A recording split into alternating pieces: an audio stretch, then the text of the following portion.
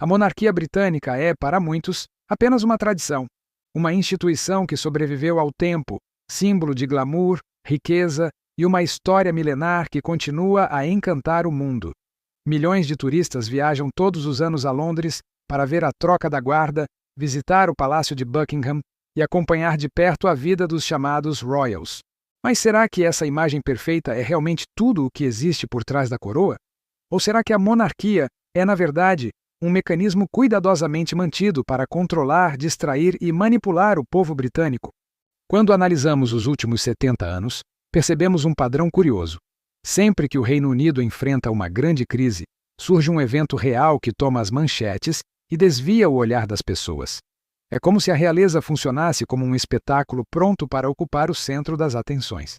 E convenhamos, poucas instituições sabem criar espetáculos como a monarquia britânica.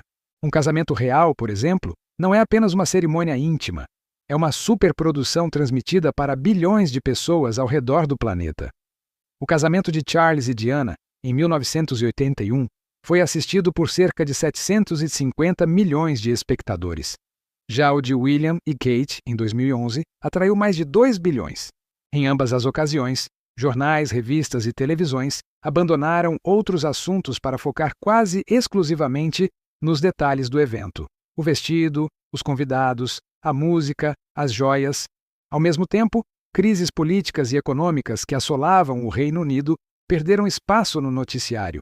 Esse padrão também se repete em funerais e jubileus. Quando a rainha Elizabeth II completou 70 anos de reinado em 2022, o país vivia intensas tensões sociais, inflação em alta, protestos contra o governo e uma crise energética grave. Mas por dias, a mídia internacional falou quase exclusivamente sobre os eventos da realeza. Bandeiras tremulavam, multidões enchiam as ruas e, mais uma vez, a monarquia se tornava o centro da narrativa, enquanto problemas reais eram empurrados para segundo plano. O que parece coincidência, aos olhos mais atentos, pode ser interpretado como estratégia. A família real oferece ao povo britânico um espetáculo de estabilidade e tradição, mesmo quando tudo ao redor está em colapso. É como se a monarquia fosse a cortina de fumaça perfeita para os bastidores do poder. O fascínio popular não acontece por acaso. Desde a infância, britânicos são expostos a símbolos da monarquia, retratos nos livros escolares, cerimônias oficiais transmitidas ao vivo, músicas, moedas com o rosto da rainha ou do rei. A imagem real está em toda parte, reforçando a ideia de que a coroa é eterna e indestrutível. Mas esse simbolismo também funciona como uma forma de condicionamento coletivo. Enquanto a população se entretém com coroas, desfiles e cerimônias, os assuntos realmente decisivos, como guerras, políticas econômicas e escândalos políticos, recebem menos atenção. E aqui está a pergunta central. Será que a monarquia ainda existe apenas porque é popular? Ou porque serve como uma ferramenta de controle cuidadosamente mantida por quem realmente governa? Essa questão nos leva a olhar mais de perto os bastidores da realeza. Porque por trás do espetáculo visível, existem protocolos secretos, escândalos abafados e conexões sombrias que mostram que a monarquia não é apenas uma peça decorativa. Se a monarquia fosse apenas um espetáculo turístico, talvez não houvesse tanto mistério. Mas documentos, vazamentos e episódios recentes mostram que a família real opera como uma engrenagem cuidadosamente protegida, onde cada detalhe é planejado para manter a narrativa sob controle. Um exemplo emblemático é o protocolo conhecido como Operation London Bridge. Trata-se de um plano secreto que descreve, em mínimos detalhes, o que deve acontecer após a morte da rainha Elizabeth II. Quem deve ser avisado primeiro, como a notícia deve ser divulgada, que roupas os jornalistas devem usar na televisão, quais bandeiras devem ser hasteadas até a ordem exata do cortejo fúnebre. Nada foi deixado ao acaso. A morte da monarca não seria apenas um evento inevitável, mas uma oportunidade para reforçar a unidade nacional e reafirmar a relevância da coroa. Quando Elizabeth faleceu em setembro de 2022, o plano foi executado com precisão. Multidões foram às ruas, transmissões ao vivo rodaram o planeta e durante semanas quase não se falava de outra coisa. O governo britânico, que enfrentava graves crises internas, praticamente saiu das manchetes. A monarquia, mais uma vez, cumpriu seu papel de distração. Mas nem sempre a realeza serve apenas para unir. Ela também atua como escudo contra escândalos perigosos. O caso mais chocante foi o do príncipe Andrew, filho da rainha, ligado ao financista Jeffrey Epstein, acusado de tráfico sexual de menores. As denúncias contra Andrew ameaçaram a imagem da família real. E, no entanto, rapidamente surgiram outros eventos e pautas que desviaram o foco da mídia. O príncipe acabou afastado discretamente de funções oficiais, mas nunca enfrentou um julgamento público real. Esse não é um episódio isolado. Ao longo das décadas, arquivos relacionados à monarquia foram sistematicamente censurados ou trancados. Pesquisadores e jornalistas que tentam investigar conexões da coroa com grandes interesses financeiros, guerras coloniais ou políticas externas frequentemente encontram um muro de silêncio.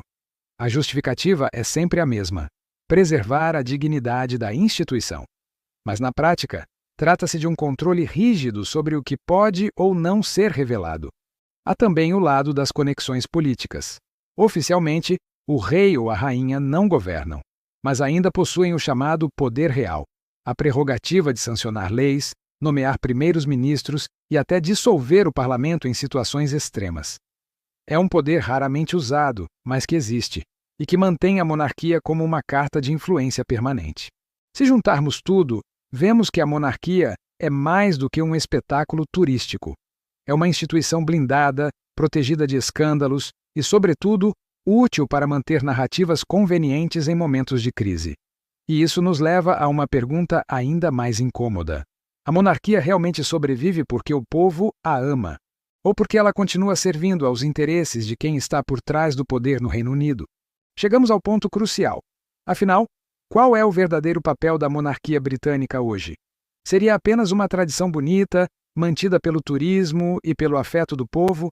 Ou estamos diante de um mecanismo de poder ainda ativo, capaz de manipular consciências e proteger interesses? A resposta pode estar em como a monarquia equilibra duas faces. Por um lado, apresenta-se como neutra. A rainha, ou agora o rei Charles III, não toma posição política explícita, mas, por outro, a coroa continua sendo consultada regularmente sobre projetos de lei, vetando discretamente propostas que afetariam suas propriedades ou seus interesses financeiros. Essa prática, conhecida como Queen's Consent ou King's Consent, revela que a monarquia não é tão inofensiva quanto parece. Ao mesmo tempo, a imagem pública da realeza funciona como um mito. A população, especialmente em tempos de crise, vê na monarquia uma espécie de porto seguro, uma instituição que nunca muda mesmo quando o mundo está em caos. Mas esse mito também é uma ferramenta de manipulação. Quanto mais as pessoas se concentram em coroações, casamentos e funerais, menos questionam as falhas dos governos ou o sistema econômico que oprime milhões. É o velho princípio do pão e circo. Enquanto há espetáculo, há distração. E no caso britânico, o espetáculo se chama monarquia. Claro, há quem argumente que a monarquia já não tem poder real, que tudo não passa de tradição. Mas a história mostra o contrário. Arquivos censurados, escândalos abafados, protocolos secretos e um poder legal que ainda existe, mesmo que raramente usado. Além disso, a realeza continua sendo peça central em alianças diplomáticas, visitas de Estado e negociações internacionais. Uma peça simbólica, mas não menos importante. O mais perturbador é que, quanto mais investigamos, mais percebemos que a sobrevivência da monarquia não se explica apenas pelo afeto popular ou pelo turismo. Ela sobrevive porque ainda é útil. Útil para desviar atenções, útil para legitimar governos em crise, útil para proteger segredos que não podem vir à tona. E aqui surge a reflexão final. Será que o povo britânico controla seus reis? Ou os reis ainda controlam o povo britânico? Talvez nunca tenhamos uma resposta definitiva, porque os segredos da coroa estão trancados a 7 chaves. Mas uma coisa é certa: por trás da pompa e do glamour, existe um mecanismo de poder muito mais complexo do que a maioria imagina. A monarquia não é apenas história, é presente, é influência, é espetáculo e, para alguns, é manipulação. O que você acha? A realeza britânica é apenas um símbolo decorativo ou a prova viva de que o poder nunca deixa de se reinventar?